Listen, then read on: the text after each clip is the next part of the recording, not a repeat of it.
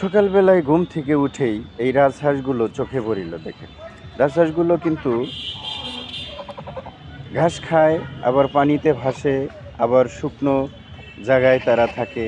দেখেন কি সুন্দর শব্দ করিতেছে, আমাকে দেখে শব্দ করে কিন্তু স্বাগতম জানাচ্ছে, কারণ তারা খাবার চায় বন্ধুগণ, তাদের পেটে খিদে। আর এদেরকে কিন্তু খাবার দিলে অবশ্যই প্রভুভক্ত হবে, পিছনে পিছনে কিন্তু ঘুরে বেড়াবে। একটা হাঁস, রাজহাঁসের কিন্তু অনেক দাম বন্ধুগণ, এবং অনেক মাংস হয়। কাজেই ছোট্ট পরিবারে পারিবারিকভাবে কিন্তু স্বল্প পরিসরে এই হাঁসগুলো পালন করা যায়।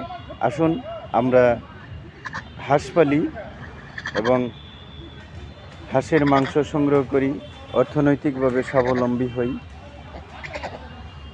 ভিডিওটি দেখবেন, লাইক কমেন্ট শেয়ার দিবেন বন্ধুগণ।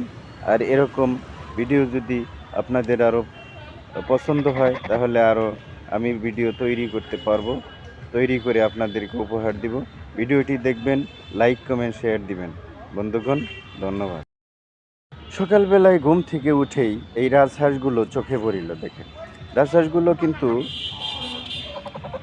ঘাস খায়, আবার পানিতে ভাসে, আবার শুকনো জায়গায় তারা থাকে। দেখেন কি সুন্দর শব্দ করিতেছে, আমাকে দেখে শব্দ করে কিন্তু স্বাগতম জানাচ্ছে, কারণ তারা খাবার চায় বন্ধুগণ, তাদের পেটে খিদে। আর এদেরকে কিন্তু খাবার দিলে অবশ্যই প্রভুভক্ত হবে, পিছনে পিছনে কিন্তু ঘুরে বেড়াবে। একটা হাঁস, রাজহাঁসের কিন্তু অনেক দাম বন্ধুগণ, এবং অনেক মাংস হয়। কাজেই ছোট্ট পরিবারে পারিবারিকভাবে কিন্তু স্বল্প পরিসরে এই হাঁসগুলো পালন করা যায়।